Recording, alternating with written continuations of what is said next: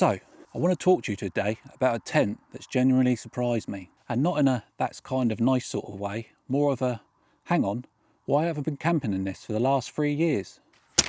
This is the MSR Tindheim 2. And if you've been looking for a 2-person UK backpacking tent, and I mean proper UK conditions, then stick with me, because this might just be the tent for you. Oh, and Kate's already declared it the favourite tent that we own within about 4 minutes of unboxing it. So that tells you something. Right, let's get into it. Bit of context first. MSR, Mountain Safety Research, American brand, been around since 1969. Over here in the UK, they're probably best known for their stoves. There's a good chance you've got a pocket rocket rattling around in your kit somewhere, but they've been quietly building seriously well regarded tents for years. The Hubba Hubba, the Alexa series, good dependable kit. The Tindheim 2 though, this is a bit of a departure for them. This is actually MSR's first ever tunnel tent. They've been a dome tent brand their whole history, and they've looked at the tunnel tent design and gone, right, let's have a go at that. And honestly, I think they've nailed it. So, why does this matter specifically for us? Because we do most of our camping here in the UK, the lakes, the Brecon Beacons, Scotland, we go to the places where the weather don't mess about.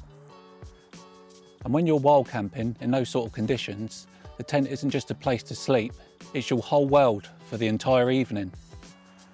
So it's where you cook your dinner, you dry out your wet kit, you wait on a hillside in a storm, listening to the rain batter the Flysheet.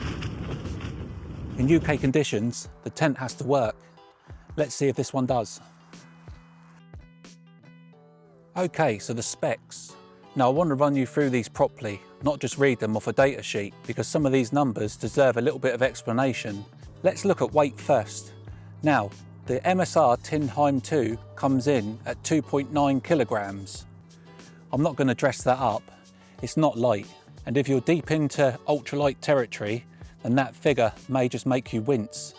But for a tent that does what this does, and the conditions that it can do it in, I feel it's a fairly reasonable weight. It packs down to a respectable 56 centimetres by 20, and it straps to your pack just fine. Interior dimensions, it's 2.4 metres long and 1.4 metres wide at its widest point.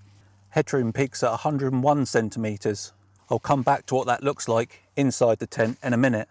Now, the Flysheet is a 68D ripstop polyester with a hydrostatic rating of 1500 millimetres, whilst the floor has a 1600 millimetre hydrostatic head. Now that 1500 hydrostatic head is one of the main talking points of this tent, and I believe it to be a little bit misunderstood, but I'll come back to that. The poles are a DAC aluminium, and they come with this press fit. DAC aluminium poles are generally a sign of a good quality tent. Now, DAC are regarded as one of the best tent pole manufacturers in the world. Lightweight, strong, a satisfying snap when you put them together. The pitch is an outer first pitch, but likewise you can clip it all together and put it all up in one go. The footprint, however, is separate, and I haven't found a way of connecting that as yet. If you've ever tried to pitch a tent in a horizontal downpour and had the inner soaked before you've even got in it, then you understand just what a game changer that can be. Feel that fabric though. If you ever get a chance to handle one of these in a shop, just do it, because this is where the conversation about the hydrostatic head gets interesting.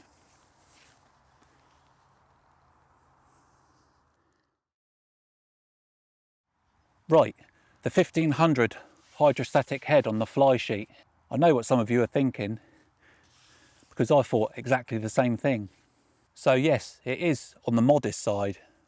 To be fair, most budget tents start at around 1500 hydrostatic head, and most mountain ready tents, which you would consider an MSR tent to be, are around the 3000. So for instance, one of the tent's competitors is the Tent Vern 2, and that has a 3000 hydrostatic head on the fly and a 10,000 on the floor.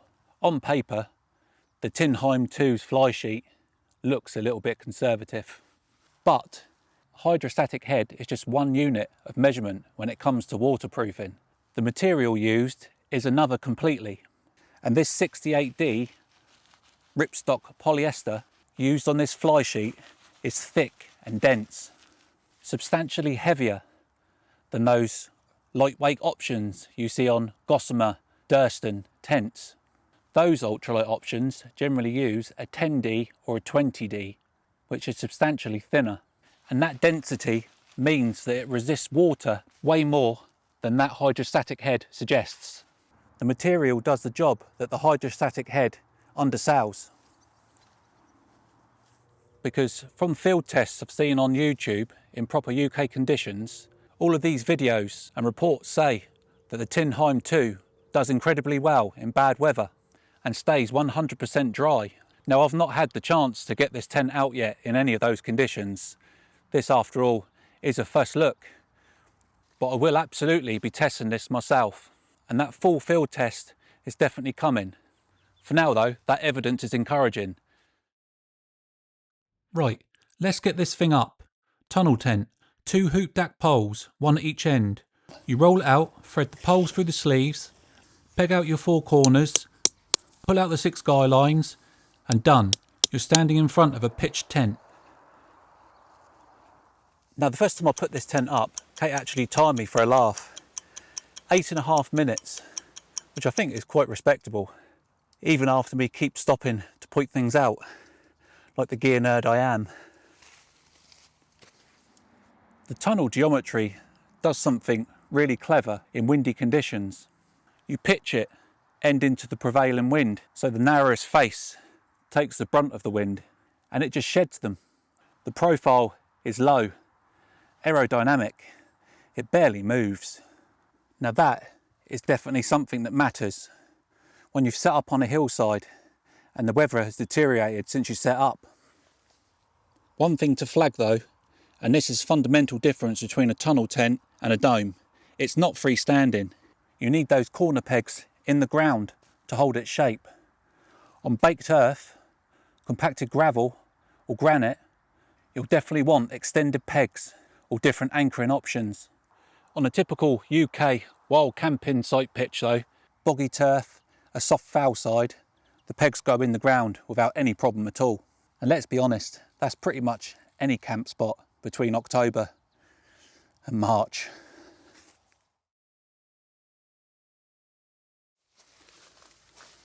Right, inside is where the tent generally makes its case. 2.4 metres long, 1.4 metres wide, that's the standard size of a double mattress. Enough room for 2 people, 2 sleeping pads and 2 sleeping bags, with room left between you.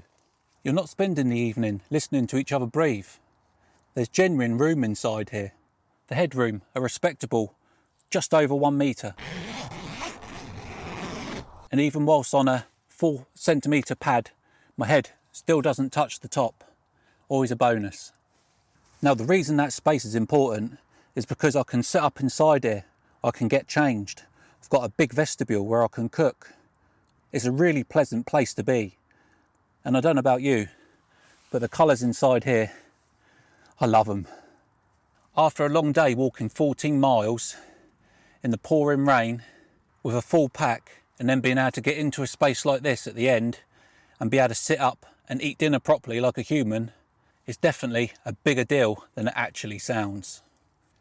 The inner is a 40D micro mesh, and that does 2 things really well. Ventilation first. It stops the condensation build-up that plagues many enclosed tents, where you wake up and everything feels damp because the warm air from 2 people literally has nowhere to go. And in the summer, it keeps those pesky midges out while still letting the air circulate. Anybody who's done the West Highland Way will understand what I'm talking about when it comes to midges. And it's fully floored, which means your kit isn't sitting on the damp floor all night.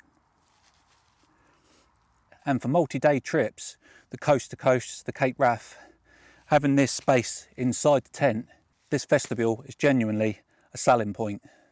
Inside you've also got side pockets for your head torches, phone, bits and bobs, things that you may need to reach in the middle of the night. I think the thing that I've most noticed about this tent is that nothing really feels like an afterthought.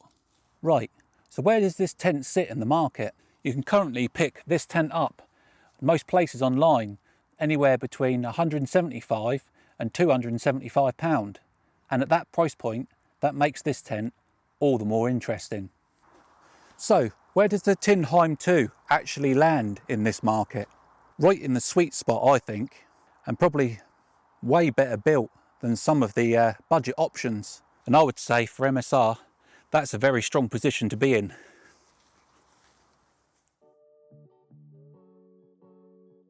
So, is this tent generally cut out for UK conditions?